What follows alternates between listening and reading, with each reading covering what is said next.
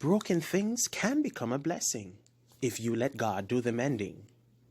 Welcome to Broken to be Blessed Network, where dynamic women will share their experiences that will inspire, and experiences that have turned out to be a blessing.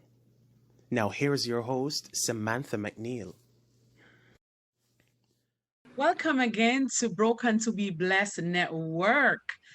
We are now in season 2. Season 1 was awesome as we had the ladies sharing their testimonies, and we are grateful for this network that women can come together and share their experiences, and we know that season 2 is going to be awesome.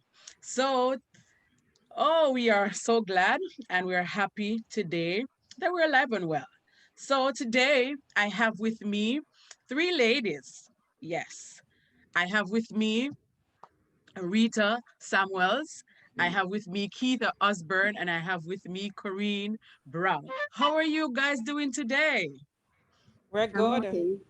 Lovely, lovely. Really happy to have you sharing on today's episode. This is going to be our first episode of season 2. Yes, yes, yes. And we are excited. All right. So who should I call on first? I'm going to call on Arethea. Go ahead and tell us a little about yourself. Good evening, everyone. As Samantha said, my name is Arethea Samuels. I am a social worker by profession, a mother of 2, and I'm here today to share my testimony. I am a people person. I love children. I love dealing with people. And so it's an opportunity to be here to express my journey, to let people know what I am going through, and basically to just share my testimony with you. Thank you, Samantha, for having me. Thank you. Thanks for being here. All right. Corrine, tell us a little bit about yourself. Good evening, everyone. My name is Corrine Morgan Brown. I am a mother of a 13-year-old autism child. Normally, I'm not a public person, however, because Samantha asked me to be a part of this panel, I choose to do so to express my journey dealing with a child with autism and to encourage someone along the way. Thank you. Thank you. Okay, Keitha, go ahead and tell us a little about yourself. Hi, good afternoon. Evening, everyone. My name is Keitha Osborne. I am a lecturer. I have been working with persons with disability for the past around 20 years. I started off as a home economics teacher, and it's because working with students, I transitioned into special education. So let's say that special education chose me, and I am grateful for the journey, because while going through my years of teaching and experience, I've met and I've dealt with a lot of individuals with disability. I think it was the Lord's ordain that I would have become a special educator and also a lecturer. So I'm here to share my part of what I've learned. I have no children biologically. Okay. Thank you very much. Thank you for being here. All right, Arethea, we're gonna let you give us a little, share with us your journey. All right. I'm a mother of 2, as I said before, a 13-year-old and a 5-year-old. So my journey is with the 5-year-old. His name is Khalil. So Khalil was born June 2nd, 2015. Appeared to be a normal child. He was developing well, started talking before he was 1. However, after some time after he was 1 year old, he stopped talking. So everything went downhill. I realized that if I'm speaking to him and his back is turned to me, he wasn't responding. So I brought to the attention of a medical profession, and at the time, the person didn't want to deal with the situation. So she told me whenever I'm coming back to the health center to do a checkup, I am to speak to the doctor at that time. When I got home that day, I wasn't comfortable with that response, so I decided to go back and to speak to a doctor the following day. The child was checked, and we were referred to Corner Regional Hospital ENT department. My experience with health professions aren't nice. The doctor there, he was very rude. He was very disrespectful. I was given a referral after he did his checks and so forth, and I was given a referral to go to Caribbean Hearing Center in Kingston. When we got there, we set an appointment. When we got there, the child was examined, and we were told that his right ear was intact. However, his left inner ear had fluid in it. So we were sent back to the hospital. I told the individual that I'm not going back to that hospital. I'll go somewhere else. So we went to a private doctor. He was treated for about 5 months, and we were sent back to retest for his hearing, because initially they told me that he was deaf. When the test was done, the hearing for both ear is normal. That was the result that we got. However, I didn't see that he was improving when I was communicating with him. So that was a great concern for me. So I expressed that concern, and I was sent to do an assessment. The assessment was done, and the diagnosis was severe autism. At that point, he was about 2.5 when I got the diagnosis. The journey has been not so well. However, we are still trying to cope. He is enrolled in school. He has gone to daycares. Now he is in infant school. We were told to get him in a special school, which I did. That was done for a period of about a month. He wasn't coping in that environment, because in that environment, nobody spoke around him. So what he did was, every day he gets home, what I'm getting from him is the sounds that other children are making. And he was so fearful of one child. And when I asked question about what is happening, I was told, oh, they're children and they were just playing. But he was literally fearful of that child. So I took him out of that environment. I placed him in a school. In that school, children speaks and so forth. And in my opinion, that helped him. He started saying words. He is now still in that institution. He's 5, and he has improved. He is not speaking at the point that a 5-year-old should be talking. He doesn't communicate well. However, he counts. He knows his ABC. He knows letter sounds, and he sings along with his nursery rhyme. For next year, he'll be 6, so I'd have to get him in another school, because at 6, he cannot continue where he is. My journey has been one that is very challenging. It has brought me to a place that I don't want to go back to. I was angry. I had questions. I blame myself for what was happening to him. I was upset with God. I asked him, why me, all those why questions. And I remember one day I was crying and asking God why, because everyone that I know that was pregnant during the time when I was pregnant, that had their babies, nothing is wrong. Nothing was wrong with those children. I was asking God, why me? Why Khalil? However, while crying, while asking God, I heard, why not you?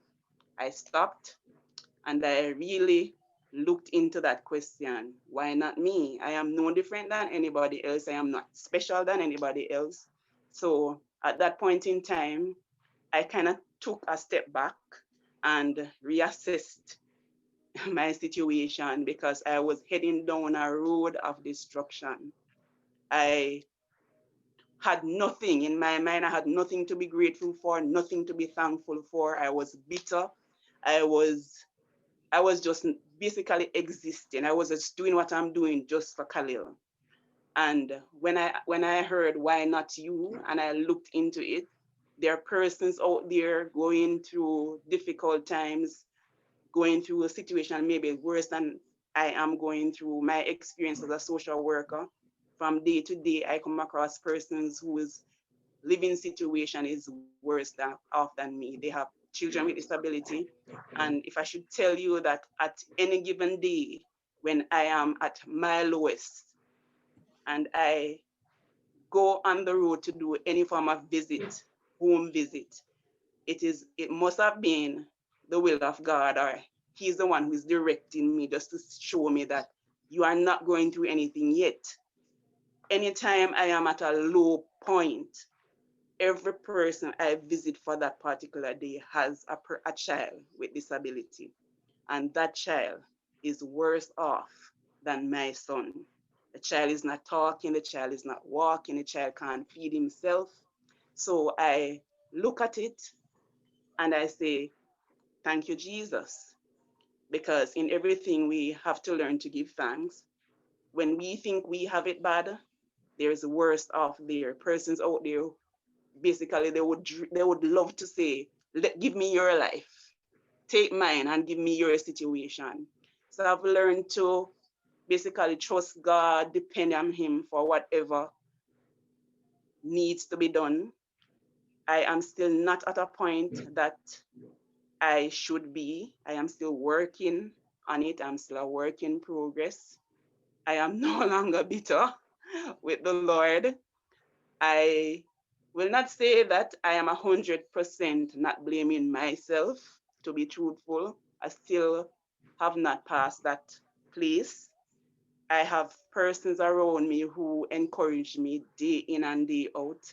When everything was bad for me in the earlier part of it, my mother was my rock. She is still my rock. She would encourage me, and when I started doubting and speaking against the Lord, she would say, shut your mouth. That's the kind of relationship we have. So she can't say anything to me. She's my mother. And even if I'm upset, I listen to her. I'm not a person who lashes out.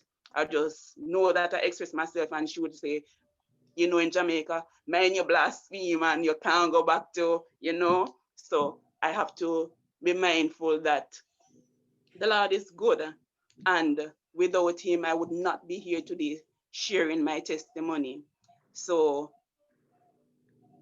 I am working to be stronger, to be a better me, to be at a point wherein I can encourage others, I can share my story, my testimony, and basically through everything, I just want to give God the glory. I just want to let person know that God is able to do the impossible.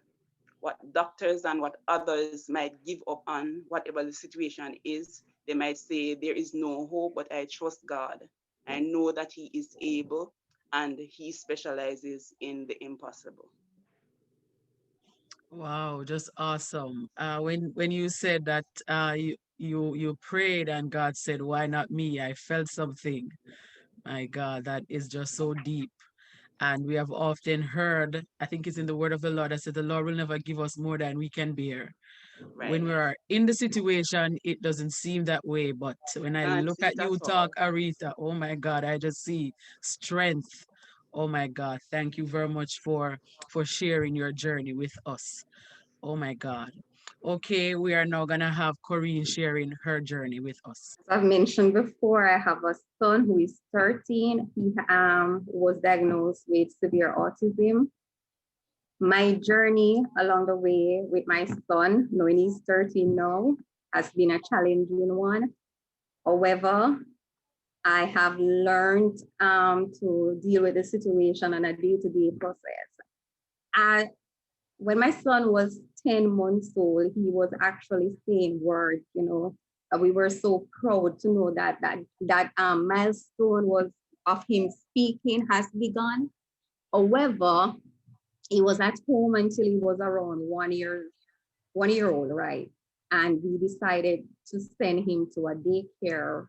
While he was in the daycare, it was the person that was in charge of the daycare who called us into a meeting to say that she realized that my son does not socialize and something seems to be wrong with him. When she said that, it was like a hard pill to swallow. However, I took her at her words, and my husband and I decided to bring him to a pediatrician, because really and truly, because he was home, we were at work, we had him there with a sitter, and because he was saying words at 10 months, it's like for some reason something has slipped us. And it was on the notification of that daycare owner that we decided to bring him to a pediatrician. When we brought him to the pediatrician, she said that she realized that his head was a bit out of the what do you call it now? Circumference, then, so to speak. And so she decided to do a CT scan. When we did the CT scan, she said nothing was wrong with his brain. His brain seems normal. However, we're going to watch to see if he grows out of it. But while he was around 1, as I said before, but while we were home, we realized that his balance, he wasn't walking straight. Something seems to be off. So we say, and when we call him, he wouldn't respond. So we decided to bring him to an ENT. When we brought him there, they examined him and they said that fluid was in his ear, and we had to do a surgery. So my husband and I decided, okay, let's do the surgery and see after this was done, because there was a lot of things going on, and we were told that we had to go through all of these processes before we can give a diagnosis, so to speak. So when we decided to do the surgery now, they said that they had to remove the fluid and put something in his ears. I'm not quite remembering right now. However, when we did that, they told us it would take us at least 2 years before they fell out for us to continue the process. So we had to wait until he was 3. One of them fell out. We had to wait for maybe another 6 months before the other one fell out. After he fell out, we brought him back to the ENT, and they said, all right, then just watch and see if he starts to develop speech or anything. We realized nothing. So we brought him to our next ENT, and my son, it was kind of difficult to get him to do these tests, even when they gave him the medicine for him to fall asleep. It wasn't happening. So we had to go back so many times and maybe give him a little bit stronger dosage for him to get calm, for him to do the procedures. And they said they did not see anything wrong with the earring, and we should bring him into Kingston and do a thorough test with the earring to see. When we brought him into Kingston and they did the test, everything was okay with his hearing. So now that we realized that his hearing was okay, he was now walking balanced, but however, there was still no speech and the behavior seems a bit off. So that's when we decided, no, we were told and referred to bring him to Kingston to a specialist who can, because everybody was thinking autism, but however, we went to so many doctors because everybody keep giving us referral to this doctor and to that doctor, and nothing wasn't becoming. So when we brought him into Kingston now for him to see if he was on the autism spectrum, that's when all the tests were done, and then it was confirmed that he was autistic and he's more on the severe spectrum because he did not have any speech. This happened at around age 5. So after realizing that, and they told us what is what, then that's when he was in school all this time. We bring him to so many schools with so many issues. And after he was diagnosed, then we were introduced to a school that deals with specialized in kids that were on the autism spectrum. My son still doesn't have any language, so it's quite challenging, and he does make a lot of sound. However, bringing him into this special school, it has somehow helped us to deal with him, and he has somehow become much more independent, so to speak, wherein he can help himself on some level. His level is not yet that strong, but at least you can see improvement in my son. He used to run a lot, you know, like just leave the house.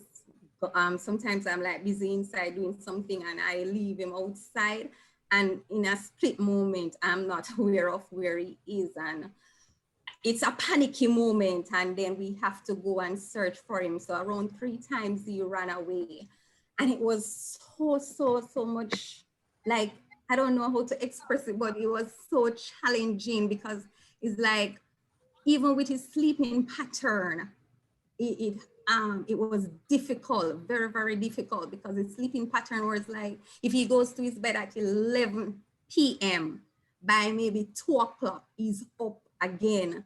And I had to, it wasn't easy for me to sleep during those times, because I had a lot of sleepless night because of his pattern in sleeping. And those things were really, it was really challenging. I think I went through some form of depression without even realizing that I was in deep depression.